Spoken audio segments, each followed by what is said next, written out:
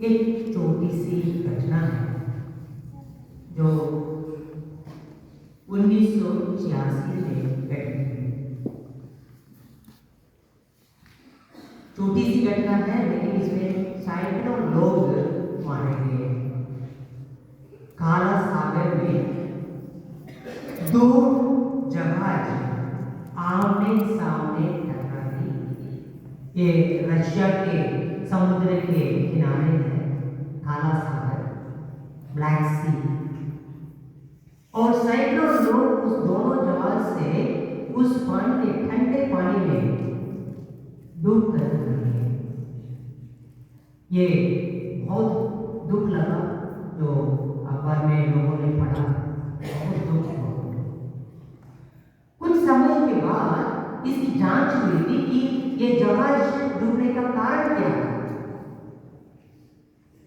उसमें लिखा हुआ था कि टेक्नोलॉजी की कोई कमी नहीं था, कोई प्रॉब्लम नहीं था उस समय, और दोनों जहाज आमने सामने दिख गए थे। कैप्टन को दिखाई दिया एक दूसरा, क्योंकि बाइनोकुलर से देखते हैं और वो सामने एक और जहाज आ रही है। फिर क्या हुआ, और इस बात को लेकर लोगों को और भी दुख ज्यादा लगा, क्योंकि ये दोनों कैप्टन के घमंड की वजह से ये जहाज के जो बहुत बड़े घटना हुई। कैसी बात, क्या बात है कि दोनों कैप्टन ने एक दूसरे को देख लिया, लेकिन उनके बीच में वाद विवाद हो गया और उन्होंने सोचा कि कौन इस जहाज को दूसरे जगह पे ले जाएंगे। आप करो, आप दूसरा अपना रास्ता बदल दो, और उन्होंने कहा तुम रास्ता बदल दो, और दोनों अपना रास्ता बदलने के लिए तैयार नहीं थे उनके घमंड की वजह से, बहुत बड़ा घमंड। और जब दोनों इस बात पर रियलाइज हो गए, पास आगे की पास आने वाला है, क्या होने वाला है, लेकिन तब तक देर हो चुकी और दोनों के बीच में घमासान एक एक्सीडेंट और उस लोगों को जीवन घातक करा। मेरे प्यारे भाइयों और बहनों, घमंड हम देखते हैं 7 महापापों से, महापाप deadly since, one of the top most of that pride. और आज के सुसमाचार में भी वैसे ही एक घटना को देखते हैं। प्रभु यीशु एक सुंदर दृष्टांत हमें सुनाते हैं कि हमें समझाने के लिए कि घमंड एक तरफ है और विनम्रता एक तरफ है। ये दोनों में से किसको हमें चुनना है। 2 व्यक्ति प्रार्थना कर रहे थे। कौन 2 व्यक्ति है? एक कौन था? एक फरीसी है, फरीसी था और दूसरा नाकेदार। फरीसी नियम को जानता था और समाज में उनका नाम था, और वो आके प्रार्थना करने लगा और दूसरी तरफ देखा। फरीसी ने प्रभु से कहा कि मैं एक फरीसी हूँ और मैं नियम के अनुसार चलता हूँ। नियम के अनुसार चलना बुरी बात है क्या?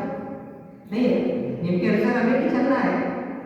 नियम के अनुसार चलता हूँ मैं, इन जैसे मैं कीड़े मकोड़ा नहीं हूँ। मैं तो दशमांश देता हूँ, मैं उपवास करता हूँ, मैं नियमों का हिसाब से, नियम का एक बिंदु को भी मैं मिटने नहीं देता हूँ और पालन करता हूँ। यानी पूरा अपना रिज्यूमे मैंने ये अच्छाई करता हूँ। इसमें कोई बुरी बात नहीं है, बुरी बात ये तो उन्होंने किया है।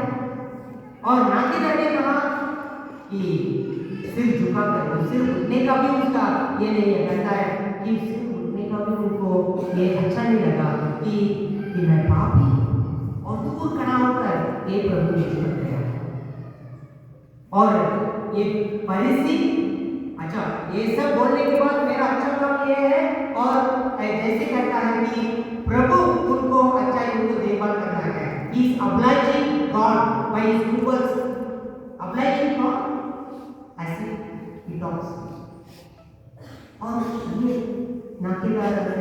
हे प्रभु मुझ पर दया करो, मैं अयोग्य हूँ, मैं पापी हूँ, मुझ पर दया कीजिए। और प्रभु का वो अद्भुत जो वाक्य है, ये नाकेदार अपने घर पाप मुक्त होकर गया है। हम लोग इस पर मनोचिंतन करेंगे तो सोचेंगे कि फरीसी तो सब कुछ काम कर रहा था, नियम के अनुसार चलता है, अच्छा काम भी करता है, बुराई नहीं करता है, पर क्यों प्रभु ने कहा है ये नाकेदार पाप मुक्त होकर गया? क्योंकि फरीसी का घमंड की वजह से, सेल्फ राइटियसनेस जो प्रभु को बिल्कुल पसंद नहीं है। सेल्फ राइटियस मैं सब कुछ जानता हूँ, जानती हूँ, मैं सब कुछ जानती हूँ, मुझे मालूम है कि मुझे क्या करना है और मैं सब कुछ सही ढंग से करता हूँ। ये सेल्फ राइटियसनेस वो हमें क्या करता है, घमंड की भावना लाता है। और ये है एक विनम्र भावना से अपने आप को नम्र भाव के साथ प्रभु के सामने प्रस्तुत करता है नाकेदार और कहता है मैं पापी हूँ, मुझ पर दया कीजिए। और ये दोनों उदाहरण को प्रभु हमारे सामने रख रहे हैं। एक अपने आप को बड़ा सेल्फ राइटियस करता है और ये एक नम्र भाव के साथ। और आज प्रभु हमसे ये कहते हैं कि आपको नम्र बनना है, आपको अपने पापों को याद करते हुए प्रभु के पास आना है। और 40वीं बात वही है। आज के सुसमाचार में नबी होशेया लोगों को बुलाते हैं, आओ प्रभु के पास आ जाओ, प्रभु ने आपको मारा है क्योंकि आपने पाप किया है, लेकिन जब वापस आएंगे प्रभु हमें अपने दयालुता के कारण हमें अपनाएंगे। जैसे निनिवे के लोग ने पश्चाताप किया और प्रभु का मन बदल गया। प्रभु ने कहा था कि मैं इन लोगों को सर्वनाश करूंगा क्योंकि इन्होंने पाप के रास्ते में चल रहे हैं। लेकिन जब उन्होंने पश्चाताप किया, टाट ओढ़ कर रात पर बैठकर उन्होंने पश्चाताप किया, प्रभु का मन बदल गया और प्रभु उनको जो विपत्ति आने वाली थी उनसे उनको बचाया। मेरे प्यारे भाइयों और बहनों, आज हम यहाँ आए हैं इस बसलिका में कि माँ मरियम के सामने हम प्रार्थना करेंगे। और माँ मरियम किसके लिए हमारे एक उदाहरण है, एक नम्र भाव का। जब माँ मरियम के पास स्वर्गदूत गाब्रिएल आए कि माँ मरियम ने कहा मैं मैं तैयार हूँ, I am ready, I am full of grace, ये नहीं कहा। माँ ने कहा देख मैं प्रभु की दासी हूँ, मुझ में तेरा कदर पूरा हो। एक नम्र भाव के साथ माँ मरियम ने प्रभु पिता परमेश्वर की आज्ञा को, पिता परमेश्वर की योजना को अपनाई। उनमें कोई घमंड की बात नहीं कि मैं अब माँ बनने वाली हूँ, प्रभु की माँ बनने वाली हूँ और मैं किसी की सब लोग मेरी सेवा करना चाहिए। नहीं, तुरंत कहाँ जाती है, अपने कुटुंबी एलिजाबेथ के पास जाती है, अपने कुटुंबी एलिजाबेथ को की सेवा करने के लिए। एक नम्र भाव का एक मकान बुलाकर हमारे प्यारी माँ है। आज प्रभु हमें बुलाते हैं कि हम किस तरह अपने जीवन में प्रयास करना चाहते हैं। आजकल पाप का बोध कम हो गया है। कोई से पूछे आप समझिए मैं कहाँ आप पाप करता हूँ, मैं तो सब कुछ अपने ढंग से करता हूँ, ठीक करता हूँ।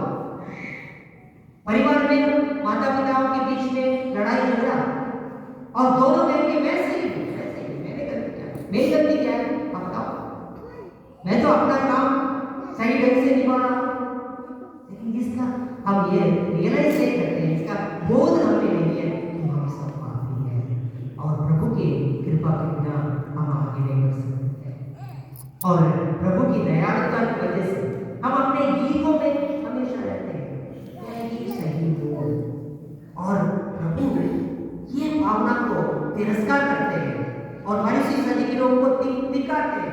तुम लोग जैसे व्हाइट वॉश बाहर से अच्छे दिखते हो लेकिन अंदर तुम लोग खोखले हो। और आज प्रभु हमें बुलाते हैं कि पश्चाताप अपने पापों से। और ये सही समय है, हमारे जो 40 का समय एक कृपा का समय है। हमें प्रभु के पास आने का समय है। हम अपने आप थोड़ा सा जांच कर देखें। जैसे आज के स्तोत्र ग्रंथ में हमने पढ़ा, प्रभु बलिदान नहीं लेकिन प्रेम चाहता है। प्रेम प्रभु होम की अपेक्षा ईश्वर ईश ज्ञान चाहते हैं। होम नहीं लेकिन प्रेम चाहिए। एक दूसरे के साथ नम्र भावना के साथ हमारे रिश्तों को जोड़े। हमारे पल्ली में भी कमेंट कभी कभी लोग होता है, अरे मैं सबसे बड़ा हूँ, मैं फलाना ठिकाना हूँ। ये भावना लेकर हम चलते हैं, दूसरों को नीचा देते हैं। ये ऐसा नहीं हूँ, मैं ऐसा नहीं हूँ, मैं पीछे देखते हैं। लेकिन हम कैसे हैं? किस तरह हम प्रभु के पास आ सकते हैं? आज प्रभु हमें बुला रहे हैं कि घमंड की भावना नहीं, लेकिन ताकेदार जैसे एक नम्र विनम्र होकर हम प्रभु के पास आए तो प्रभु हमारी भावनाओं को स्वीकार करेंगे, हमें क्षमा देंगे, हमें अपने करुणा से हमें शुद्ध करेंगे और पास्का की तैयारी में हमें मदद हमारी सहायता करेंगे। आइए हम प्रभु से प्रार्थना करें कि ये 40 काल में हम इस बात पर थोड़ा मनन चिंतन करें। हम अपने जीवन को टटोल कर देखें कि किस तरह हम अपने जीवन में आगे बढ़ सकते हैं और हम थोड़ा अच्छा हो सकते हैं। हमारे जो टूटी जो रिलेशनशिप है, एक दूसरे के साथ जो संबंध है, माता पिता में, बच्चों के बीच में या हमारे आस पड़ोस रहने वालों के बीच में, हमारे रिश्तेदार में, जो भी हमारे जो मनमुटाव की भावना है, जो घमंड की भावना से हम उनसे बात करना ना चाहते हैं, प्रभु चाहते हैं प्रेम। प्रभु चाहते हैं हम एक दूसरे को क्षमा करें। प्रभु चाहते हैं हम एक दूसरे को अपनाएं। प्रभु चाहते हैं हम दूसरों के साथ दयालु बनें। आइए इन बातों पर मनन चिंतन करते हुए हम प्रभु की कृपा और आशीष और मां मरियम की मध्यस्थता के